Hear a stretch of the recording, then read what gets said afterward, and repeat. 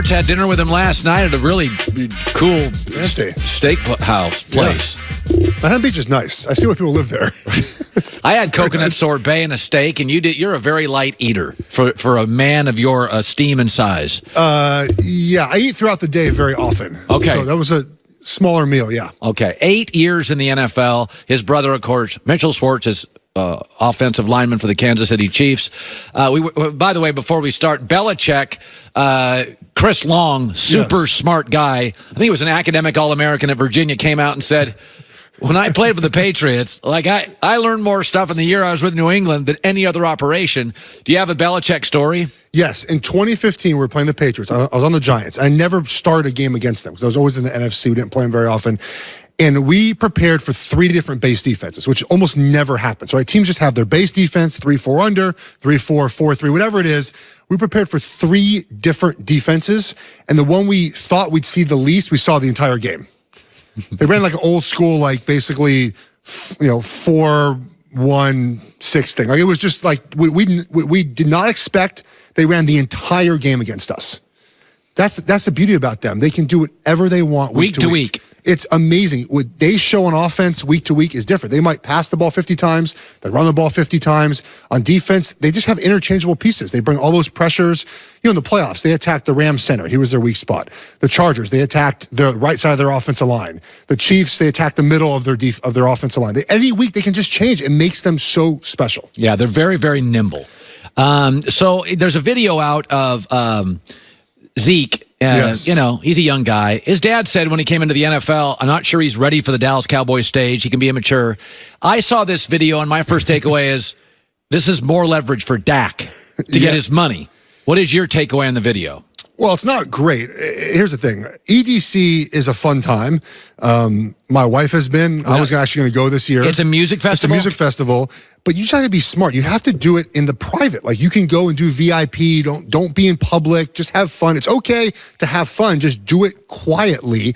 As far as the leverage for Dak, it's interesting. So I think Dak is not elite quite yet. I want to see what it does in the offense this year. Zeke Elliott, to me, is the only running back in the NFL that is worth probably as much money as he's going to get. Yeah. He's the only guy that makes an offense 100% go. We saw C.J. Anderson come in for Todd Gurley. They were fine on offense. They were fine, right? Obviously, the Patriots game wasn't ideal, but they use Zeke so much in the pass game. He scores on almost a screen every other week. It's the same screen, by the way. I don't know why people haven't figured it out. He makes their engine go in the run game. He also helps them in the pass game. They need him so much in that offense. I think he's the only back in the NFL I can say that about. Like I would pay him his money. I wouldn't have paid Le'Veon Bell.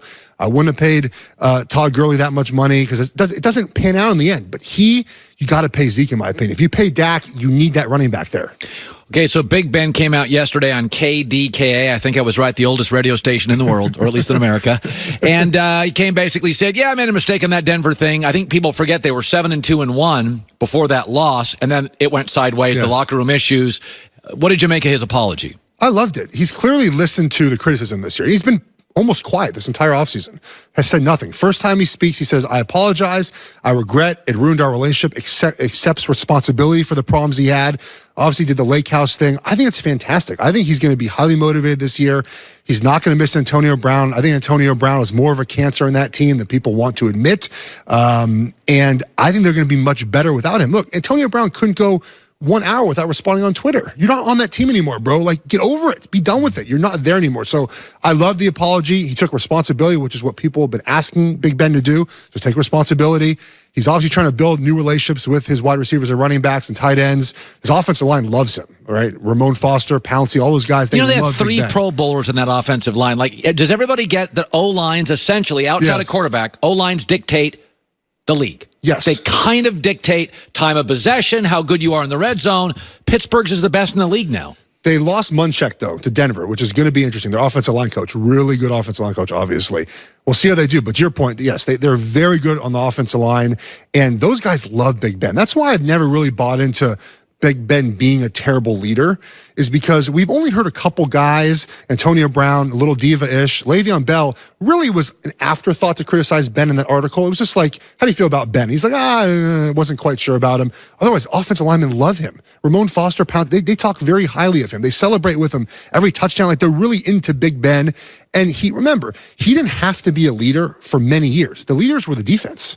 The leaders were Hines Ward, Jerome Bettis, Max Starks. Now he has to become the leader, and he's getting used to doing that, and he's understanding he's got to be better at it. So I love what he's done this offseason.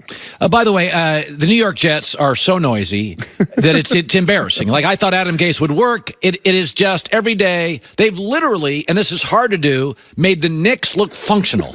Okay, and then Cleveland. Last week, OBJ, Baker throwing salvos at me. Hurt my feelings. What noise is okay in the NFL? You've been in locker rooms. Yeah. And what noise is destructive? It's a good question. I think there's no defining line, in my opinion. The defining line is wins and losses. So if it hurts your team as far as wins and losses, that's where the line is. So all this offseason stuff, it's not terrible, but if it gets to the point where it hurts your team in the regular season, that's the problem. That's why coaches say we don't want distractions, right? Distractions end up leading to losses, not preparing properly each and every week. There's no defining line. There's no saying, well, you can't say this and that. As long as it doesn't destroy your team, in my opinion, it's not a big deal.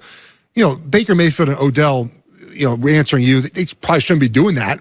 If it leads to not preparing well and focusing too much on other things, that's a problem. But until we see it really manifest in losses, I don't know how we'll see that, then that's a problem. So I don't really think there's an issue until you start losing. And winning hides a lot of the sting, too. If you start winning, it's a great deodorant for team problems in the locker room. Well, I mean, the Jets are a prime example where Adam Gase is known as a highly intense guy. Yes. Gets there, immediate issues with the GM.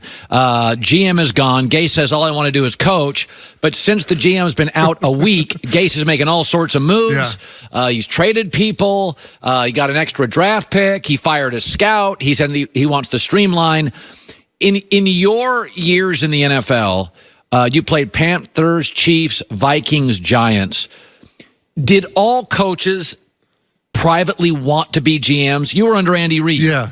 Dude, what is the... Because Gase is telling me I want to coach, and I'm not buying what he's saying. So I was with Andy Reid after Philly, and at that time, he was over the personnel. He's like, I tried that in Philly. It did not work. I'm happy to let John Dorsey handle all the personnel. I think secretly, they love to have more control. They have high egos. I don't think you can coach the NFL and not have an ego.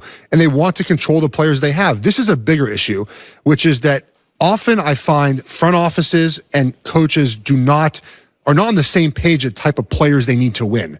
So coach wants X player to win, the GM wants Y player, and they don't match very well. New England does a great job because Belichick's basically in charge of that, and they match players up to their scheme. Often teams don't do that. So like Le'Veon Bell, for example, Gase has never had a top-end running back really in any of his systems. He doesn't need Le'Veon Bell. He'd rather spend the money, I assume, on other positions to help his team out. He doesn't need the running back, so you don't work in concert. It's great to have Bell. He's going to do well this year in the offense, but he doesn't need him. So I feel like there's a disconnect between front office and coaching staff on a lot of teams. That's why you get just mismatched parts all the time. You have guys, the Bills. I like what they did. They signed speedy wide receivers, but you didn't sign anyone that was kind of tall. Like you need, Allen's not very accurate. Like you need a big wide receiver. I like their signings though. I won't say that. They don't match up sometimes between personnel and what you need on your team. Who was the best run team of the four you played with? So I was only there the Chiefs are very well run. Andy Reid does a good job. The Giants were well run. We didn't win a lot, but they were well run, I think, in my opinion. I'd go with the Chiefs as far as that year. We went 11-5. We were 2-14 the year before. I mean, that's a quick. John Dorsey turned that roster over quickly. Alex Smith's first year. It's a well-run organization. They do a good job. Another 60-year-old guy who's pretty good, Andy Reid. Yeah. The book is